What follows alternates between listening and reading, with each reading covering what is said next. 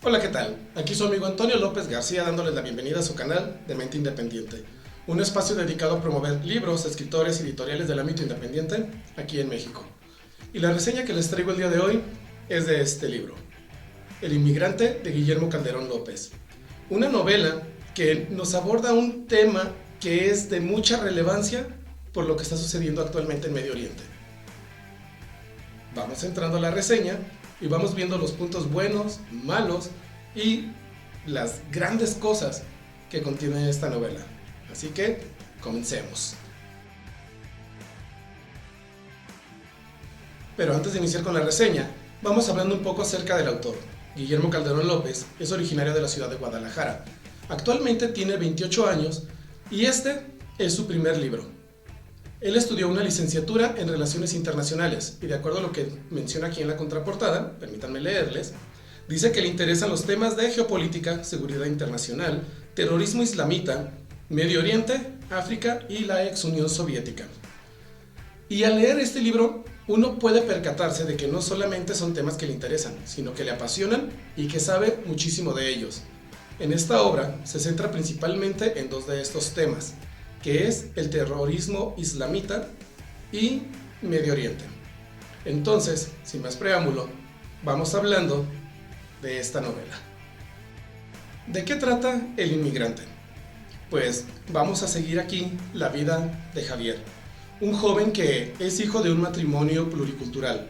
Por un lado, su padre es musulmán y su madre es cristiana. Entonces, desde pequeño él tiene esta ambivalencia en su sistema de creencias. Pero en determinado momento sus padres se separan y él se queda viviendo con su padre en España. Y a causa de esta separación, él comienza a reaccionar de una manera, digamos que pues no muy convencional. Se ve involucrado en cuestiones de crimen, de violencia y termina en la cárcel. Y dentro de la cárcel tiene un despertar espiritual y comienza a practicar de lleno, se mete muy profundo en las cuestiones del Islam. A tal grado que saliendo de ahí y sabiendo las peripecias y todo lo que sufren sus, digamos, correligionarios en Medio Oriente, él decide hacer algo para ayudarles. ¿Y qué comienza a hacer? Recaudar fondos. Pero llega un momento en el que se da cuenta de que recaudar fondos realmente no ayuda de mucho. Él quiere hacer algo más. Y entonces, hablando con su imán, que es como el, digamos, sacerdote de su religión, le empieza a meter ideas de que la única manera de detener las masacres es yendo a luchar en el nombre de Alá.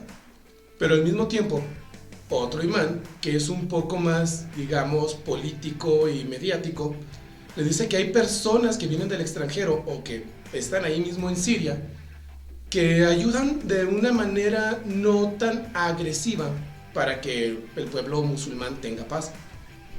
Entonces él tampoco sabe qué hacer, a cuál de sus dos predicadores hacerle caso. Y no es, sino hasta que le muestran un video de un ataque químico en que niños salen muy dañados, que él siente que le hierve la sangre, tiene deseos de venganza y dice, me voy a enlistar y voy a ir a defender a mi gente, porque desde aquí, con lo que estoy haciendo, no voy a lograr nada. Entonces, toma la decisión. Va con su imán, le dice lo que tiene que hacer, se lo llevan a un campo de entrenamiento y ahí se da cuenta de que pues, realmente tiene habilidad en el manejo de las armas y del combate para seguir estrategias de guerra. Y una vez listos, ahora sí, se los llevan a Siria, en donde comienzan a pelear en un movimiento guerrillero para liberar del, digamos, yugo de los extranjeros o de las otras corrientes del Islam a sus correligionarios. Pero pasa algo, hay un suceso que lo deja marcado y a partir de ahí comienza una declive emocional en este personaje que ya se hace la pregunta de ¿por qué estamos luchando? Y otra cosa importante aquí, cuando llega a Siria, pues una de las cosas que hace es contraer matrimonio con una mujer musulmana. Y cuando él tiene estos conflictos, el único, digamos, pilar que tiene para apoyarse, o la única brújula moral que tiene para guiarse, es su compañera, Sada. y que posteriormente pues tiene un hijo. Y entonces su idea de liberar a su pueblo comienza lentamente a modificarse a una idea de tengo que hacer lo mejor para mí, para mi esposa y para mi hijo, que ya no sigan sufriendo estas calamidades. Pero pues bueno, si quieren saber qué es lo que pasa, por qué tiene este cambio de pensamiento y qué son esas acciones específicas que lo hacen cambiar completamente la visión que él tenía acerca de su fe y de por qué estaba luchando, pues lean este libro. Créanme que no se van a arrepentir. Una sorpresa para mí en lo que llevo, bueno, en el par de meses que llevo haciendo reseñas. La verdad, altamente recomendable.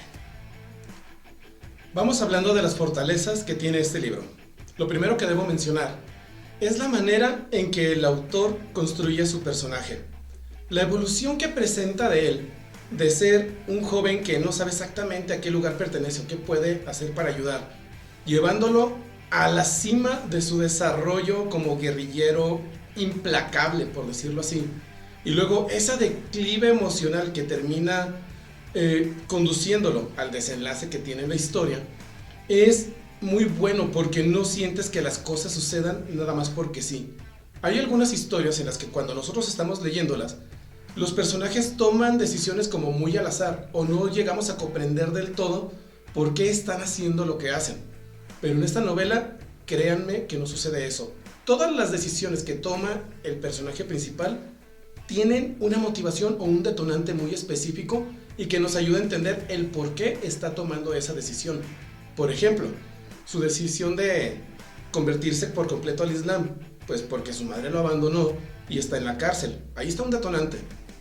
¿Por qué decide unirse al movimiento armado? Pues tenemos el detonante de este video en donde ve a niños que son víctimas de un ataque químico. ¿Por qué decide casarse? Pues porque ya, o sea, ahí también hay un detonante de que ya está en Siria, si ya está practicando el Islam, pues él tiene que formar una familia. Y gracias a Dios que lo hace, porque si no, su destino hubiera sido muy diferente. Y luego sucede una tragedia que también funciona como detonante para que le cambie esta visión de las acciones que está tomando su jefe al mando, de a quién están atacando, por qué los están atacando, ¿realmente es justo lo que están haciendo? Créanme, es una construcción de personaje muy, muy buena. Absolutamente todas las decisiones y todas las acciones que toma están completamente justificadas. Así que ahí, un gran like. Lo segundo que debo mencionar aquí es que este libro es muy inmersivo. Por la manera en la que el autor redacta y plantea las situaciones de lo que pues, está sucediendo, te enganchas y te metes tanto a la lectura que hay momentos, o bueno, al menos eso a mí me pasó, que no solamente sentía que estaba leyendo la historia, sino que estaba formando parte de ella. No sé, de alguna manera te llega a contagiar esos sentimientos y esas emociones que viven sus personajes. Cuando ellos están tensos, tú también estás como desesperado de, ay, a ver qué va a pasar, a ver cómo va a salir de esta situación. Cuando están tristes, sientes también en parte esa tristeza. En otras palabras, es una lectura que sí o sí te ayuda a empatizar con lo que está sucediendo en la trama y con los personajes. Y también la manera en que describe los lugares te ayuda a imaginarte perfectamente cuáles son las características del entorno y a ubicarte en el momento de la acción que se está llevando a cabo. La tercera cosa que hay que mencionar aquí es que este libro no solamente es inmersivo, sino que también hasta cierto punto es educativo.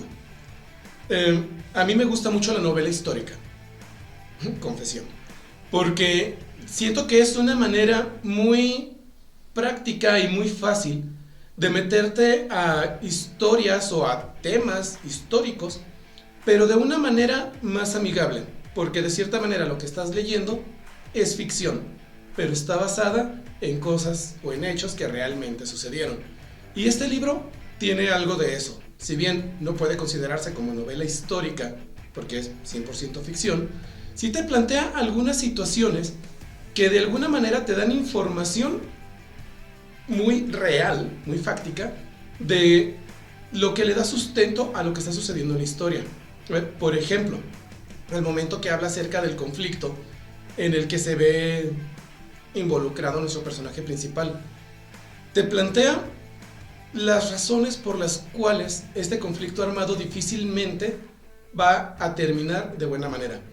Porque no es solamente que estén las políticas internacionales interviniendo, o las tropas extranjeras como las de Estados Unidos o de Inglaterra. Tampoco es nada más el hecho de que pues, es un grupo, o el Islam es, digamos, que guerrillero por naturaleza. De hecho tienen una frase de que por el martirio o la gloria o algo así. Sino que dentro de su misma estructura, el Islam difícilmente va a poder estar en paz con ellos mismos. Y aquí algo que aprendí, ya lo había escuchado anteriormente, pero aquí al fin logré cimentar parte de ese conocimiento. Que dentro de las corrientes del Islam podemos encontrar a los chiitas, a los alawitas y a los sunitas. A esta última pertenece Javier. Pero dentro de esos tres grupos también están constantemente en guerra por la supremacía del Islam o del pueblo musulmán. Y digamos que se logra la paz, salen los, digamos, los traidores, los herejes, los invasores, y queda una sola de estas líneas del Islam como la dominante. ¿Qué va a pasar entonces?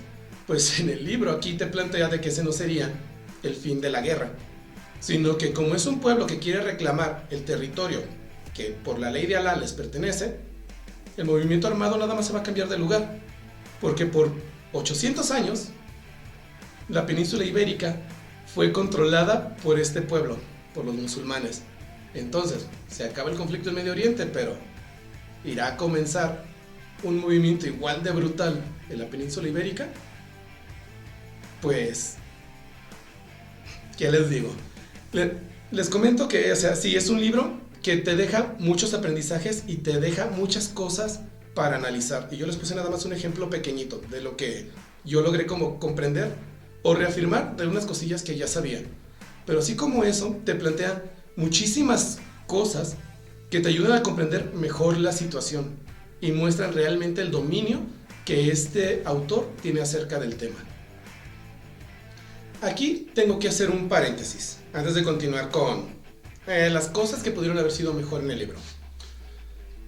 Acabo de decir que a mí me encantó esta novela. Yo se la recomiendo a cualquier persona que la lea. No se van a arrepentir. Créanme que, desde mi punto de vista, de las mejores lecturas que he tenido que reseñar hasta el momento en el canal. Pero hay algo que debemos analizar. Si ustedes consiguen esta novela y la leen, hay que poner en práctica algo llamado escepticismo informado. ¿Qué quiere decir esto? Que no porque esté escrito aquí y que el autor domina del tema, vayamos a creernos que todo lo que él está planteando ahí es una realidad. De lo contrario, podría suceder algo muy parecido al fenómeno Emilia Pérez. Creo que todos han escuchado hablar de esta película. A ver, ¿y por qué estoy comparando? ¿Por qué digo que podría suceder eso? Porque si analizamos el contexto en el cual fue construida la película de Emilia Pérez y este libro, pues digamos que hay algunas cosas que coinciden. La película de Emilia Pérez fue hecha por un director francés y que la historia está ubicada en México. Aquí el autor es mexicano, pero su historia se desarrolla en Medio Oriente. Entonces, el hecho de que una persona ajena a la cultura escriba algo o haga una obra, una película, lo que sea, acerca de un pueblo en el que no tiene contacto directo y no conoce al 100% sus usos y costumbres, puede hasta cierto punto desvirtuar la manera en que se dan los acontecimientos. Entonces aquí, a ver, obviamente, si analizamos este libro y analizamos las cosas que decía el director de Emilia Pérez, sobre todo el hecho de que él ya sabía lo que necesitaba acerca de México y por eso ya no investigó más, pues aquí nos vamos a dar cuenta de que este autor realmente sabe del tema, realmente lo domina y lo plantea de una manera que siento no resulta tan ofensiva o tan fuera de la realidad. Pero a ver, ese es mi punto de vista como lector mexicano de un libro que escribe un mexicano que habla acerca del conflicto de Medio Oriente y de cómo se rigen los guerrilleros musulmanes. ¿Qué pasaría si esto fuera una película estilo Emilia Pérez? Yo podría aplaudirlo aquí porque no, bravo, magnífico, estás haciendo una obra maestra, denle todos los premios del mundo. Pero si este libro llegara a Medio Oriente y los musulmanes lo leyeran, habría que ver de qué manera lo toman. Por eso les digo, escepticismo informado. No por el hecho de que el autor plantee esto ahí, quiere decir que va a ser una verdad irrefutable. ¿Qué les recomiendo hacer si ustedes leen este libro? Pues que sí lo tomen como una historia que puede estar hasta cierto punto basada en hechos reales, pero no se queden con la idea de que es una realidad. Si hay algo que les llama la atención de lo que este escritor está planteando en su obra, ustedes lo que tienen que hacer es ponerse a investigar por su parte para o darle la razón o decir, aquí el autor se equivocó. Que no tiene nada de malo contradecir a nadie cuando está planteando una idea que es errónea. Con esto no quiero decir que el autor de este libro esté mal con lo que escribió, no, todo lo contrario. Te sirve para aprender muchísimo acerca del tema, ya lo dije, es un libro muy educativo, pero también no por el hecho de que sea un libro que te ayuda a entender o a comprender cómo funciona toda esta dinámica de la guerrilla de Medio Oriente, pues te vayas a quedar con la idea de que esa es la realidad, porque si no, sí estaríamos cayendo en el mismo terreno que todos los que aplaudieron la película de Emilia Pérez. Entonces, escepticismo informado. Y después de este breve paréntesis, ahora sí vamos entrando a las cosas que podrían, hasta cierto punto, sacarte de la ficción. Cuando yo comencé a leer este libro, yo no le notaba ningún problema. De hecho, estaba leyéndolo y me metí tanto en la historia que yo me quedé así como de, wow, qué bien está escrito este libro, qué bien está llevada la historia, qué bien maneja los personajes, qué bien maneja las motivaciones. O sea, todo me parecía grandioso, pero llegando más o menos a la mitad del libro, algo comenzó a hacerme ruido. No sabía exactamente qué era, pero había algo ahí. Entonces, comencé a ponerle más atención a la redacción. Les digo, me metí tanto en la lectura que yo quería seguir avanzando para saber qué era lo que iba a suceder a continuación en la vida de Javier. Y estaba ignorando hasta cierto punto, pues, lo que era la construcción del texto. Cuando comencé a poner más atención, me di cuenta de que el autor utiliza constantemente los mismos, digamos, elementos narrativos para describir situaciones, lo que hace que el texto se sienta como, no sé, repetitivo o reiterativo. Y esto se nota mucho más cuando el autor describe digamos, las emociones que despiertan en nuestro protagonista, especialmente cuando descubre que lo que están haciendo realmente, pues, no está ayudando al pueblo musulmán, sino todo lo contrario. O sea, esa visión que él tenía cuando cambia y las emociones que lo empiezan a invadir, pues son descritas de una manera muy similar o casi idéntica de una parte a otra. Entonces sientes que el autor, o sea, ya te había descrito cómo se sentía, hay necesidad de que te lo vuelva a decir, incluso en el mismo capítulo. Y hablando de ser reiterativo, también el autor se nota que tiene vicio por el uso de ciertas palabras. Llega a repetir muchas veces los mismos términos, y hay una palabra en específico que brinca y se hace notar de inmediato, y es la palabra había. Hay párrafos en algunas partes del texto que utiliza la palabra había hasta 3 o 4 veces en el mismo párrafo.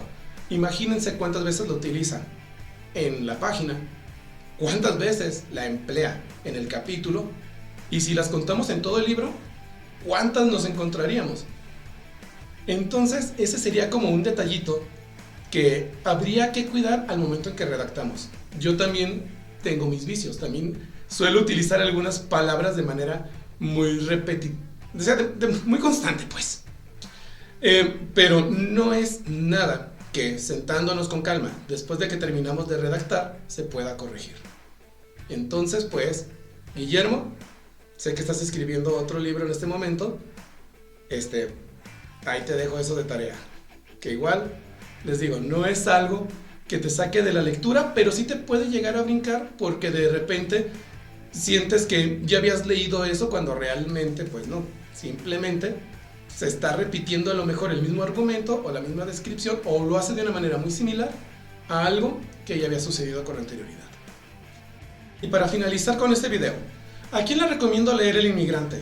Pues, a diferencia de los otros videos, en los que sí hacía una, digamos, especificación en cuanto al grupo demográfico, aquí siento que grupo demográfico no existe. Cualquier persona puede entrarle a este texto, pero debo de hacer una observación aquí. Si eres una persona que no tiene muy desarrollado el hábito de la lectura, posiblemente te vaya a costar trabajo terminarlo, porque la manera en que el autor aborda las situaciones, el ritmo de la historia y, como dije, como es un libro que puede llegar a ser hasta cierto punto educativo, tiene algunas expresiones, algunos datos, algunos lugares, fechas, personajes, incluso se menciona Saladino, que si no tienes bien desarrollado o al menos ligeramente consolidado el hábito de la lectura, vas a sentir el impulso de dejarlo a medias. Pero créanme, denle la oportunidad, háganle el intento. Tengan o no tengan desarrollado el hábito de la lectura, consigan este libro, comiéncenlo a leer. Y si consideran que es una lectura un tanto pesada para ustedes, se vale que lo dejen. Sigan desarrollando sus habilidades lectoras con textos más amigables para ustedes y posteriormente retómenlo. Porque créanme, hablando de escritores del ámbito independiente, este es uno de esos libros que no pueden dejar de paso. No debe de ser ignorado. Debe de dársele promoción y que la mayor cantidad de gente lo lea. Así que, pues, compartan este video para que más personas conozcan el trabajo de Guillermo Calderón López. Y no me voy sin antes recordarles que en México hay talento. Solo falta apoyarlo. Nos vemos.